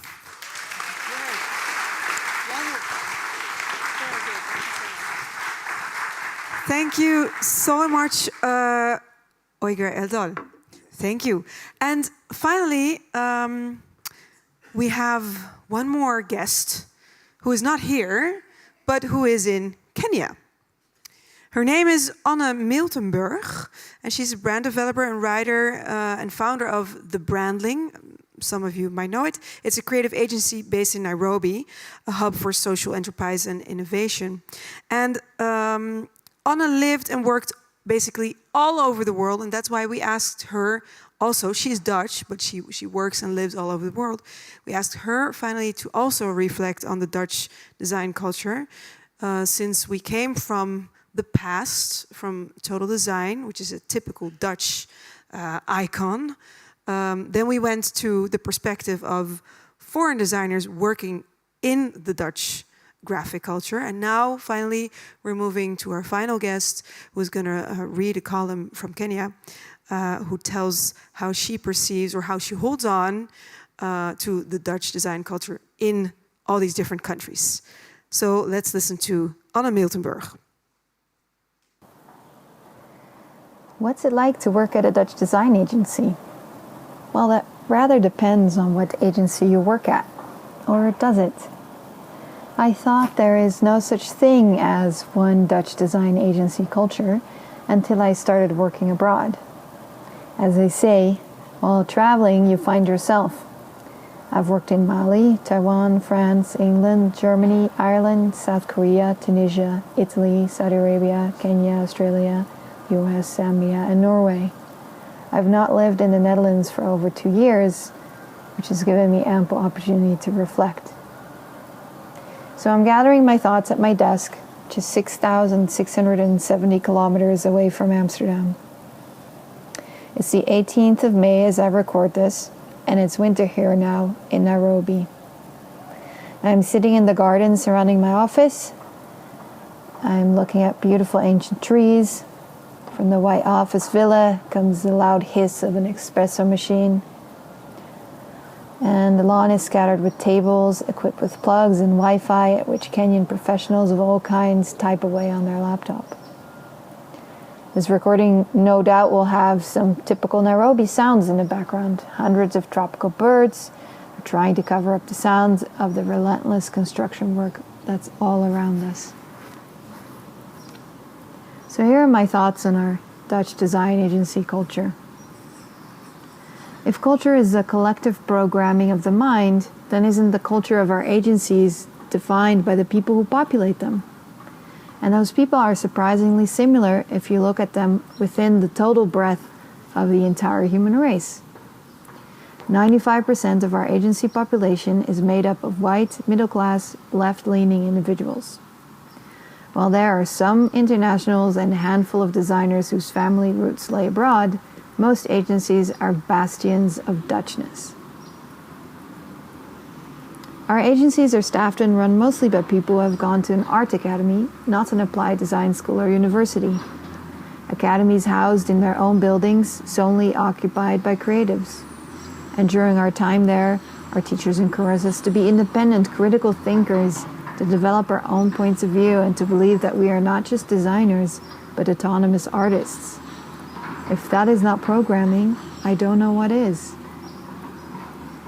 All of us like to think that we are entirely unique beings who make up our own minds about what we value and what we don't. But over the years, our collective programming has become more and more evident to me. How we relate to each other as people, which qualities we value, how we deal with power dynamics, and money is surprisingly similar across Dutch design agencies.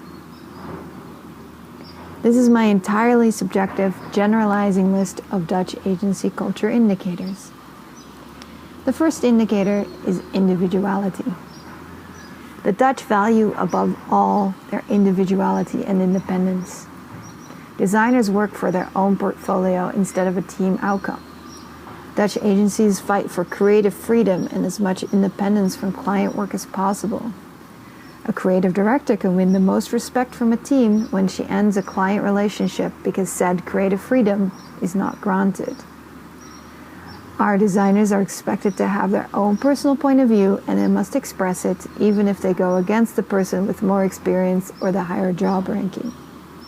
This would be unheard of for my client in Saudi Arabia, where everything is done for the collective family. The second indicator is directness.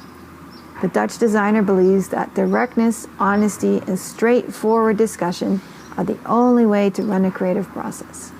At design schools, we believe it is okay to make students cry every now and then when we give truthful feedback. Working in South Korea, I had to learn to have respectful discussions and give someone space to save their ego, which had a huge impact on my personal development, and I really think it changed me for the better. On the other end, in London, it took me a few months to understand that my British colleagues, when they said something was interesting, meant it was not.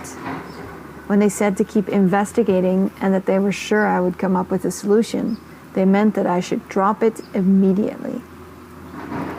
Through my Dutch cultural programming, I experienced the British politeness as rude, dishonest, and inefficient. And no amount of exposure to the British culture could ever change my experience of that type of behavior. The most present cultural programming is our dislike for hierarchy. To give an example, in Seoul, we had a team meeting each Monday morning. This meeting consisted of the CEO talking for about 90 minutes non-stop from memory, while designers took notes, after which everyone went to their desks. I was baffled by the lack of rebellion against such traditional leadership. In Holland, your boss was your coach, your mentor, your cheerleader. It would be bad form for her not to ask for your opinion. I had gotten spoiled into thinking that work was all about me. I come from a Dutch agency with a culture of hiring people as young as possible and giving them maximum responsibility. We believe that this was what created such new and different work.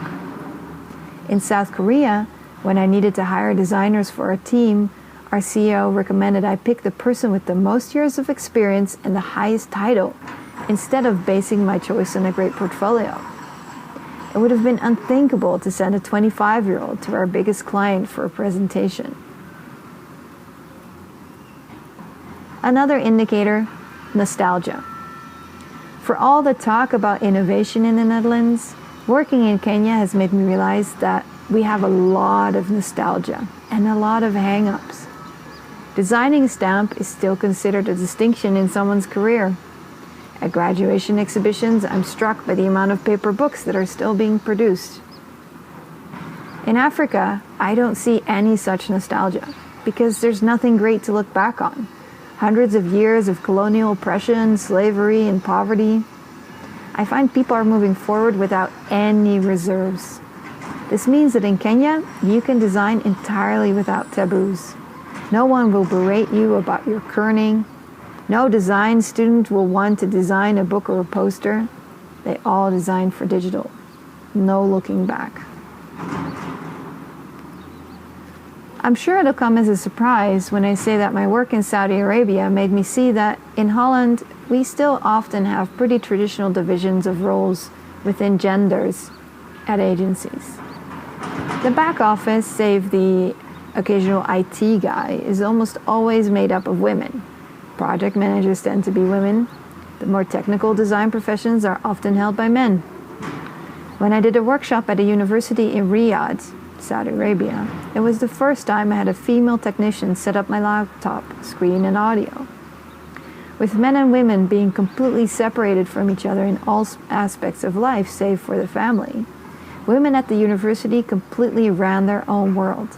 They were directors and professors, held roles in security, coding, tech support, design, and engineering. I was struck by how unusual I found it to see women in such a context. Though socially and legally completely at the mercy of their male family members, these women had carved out an interesting professional space for themselves, and I took notice. Frugality. Interesting. Our Dutch culture is defined by our relationship with money. We value frugality above anything. My husband, who is neither Dutch nor a designer, often points out that when we're discussing my company's business model, that I should not focus so much on keeping costs low, but on making more money. But as a Dutch person, I give myself strokes whenever I'm frugal. I've since worked on giving myself a pat on the shoulder when I make a good business deal. My husband recently wanted to hire 2 Dutch designers and was shocked by how low their salary demands were, especially given our high tax burden. I tried to explain to him about creative freedom, about the balance with money. He was bewildered. Why does creativity and money need to be a trade-off? Isn't more creativity better for me as a client? I didn't know what to tell him. The last indicator is national pride. I always thought that Dutch designers are not at all nationalistic, being on the left side of the political spectrum, but I've changed my mind over the years. While selling our work abroad, as a Dutch design agency, we can lift ourselves up from the reputation that the entire sector has built for us. Dutch design, Dutch design. I often use the reputation of that Dutch design as a way to explain to Koreans, Saudis, Kenyans, Norwegians what our way of thinking is and why things look the way they look and why they should hire us because we're so great. Only to find that with most people, Dutch design is not on their radar at all. Actually, in my experience, Van Persie, Robben, and Hiddink are by far our biggest cultural ambassadors. It couldn't hurt us to be a little bit more humble sometimes when it comes to Dutch design. And I know that sounds hypocritical from someone whose CV is covered in roles at the Association of Dutch Designers and the Dutch Design Awards. I'm merely mentioning it for those who want to avoid the embarrassment that I have felt when a boardroom stared back at me with blank eyes at the mention of Dutch design being world famous. Apparently, we're not exactly German engineering yet. You don't really know what your culture is until you've lived and worked in another. You don't know how Dutch you are until you spend a weekend with a group of Italians. There's such a wealth of different approaches to life and work that we can all learn from. I can recommend, if you haven't done so, to study or work abroad for at least a year, to face head-on the baffling, funny, extraordinary differences and commonalities between the people out there in the world. It will make you a better person. It'll make you a better designer, a better agency employee, or an agency boss. While working abroad, you get to investigate the cultural norms that you've been programmed with. And who knows, maybe you will deprogram some of the norms instilled by the Dutch design culture that on reflection, maybe you don't care for so much.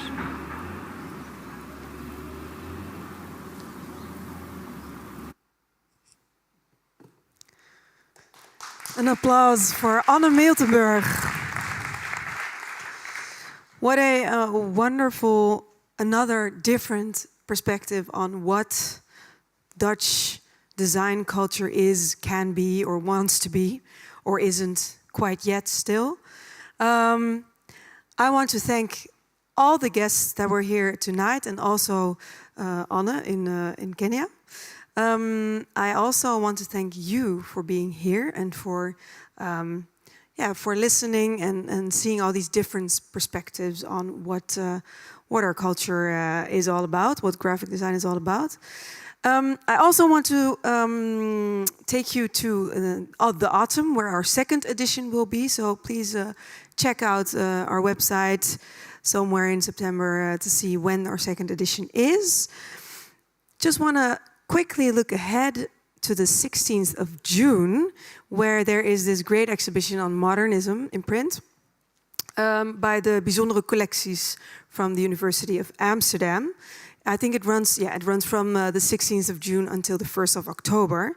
Make sure to check that out. Also, you have the opportunity to, if you want to, pay as you like to contribute an amount for these kind of evenings. Pakhuis de Zwijger makes these kind of programs accessible for everyone and free. But we often hear from the people that join us that they feel like contributing something to express their value for the program. That is now available at the Pay As You Like poll that you will find directly at the entrance.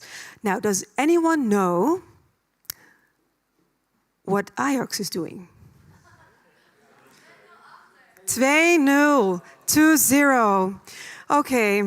Well, we can check that out on the screen now. Probably in the cafe they will be live streaming already. And I would love for you to stay and hang out in the cafe and talk a bit more, because there wasn't a lot of chance for you guys to interact, but I think now would be the perfect time with a beer or a drink. Thank you so much and have a great evening.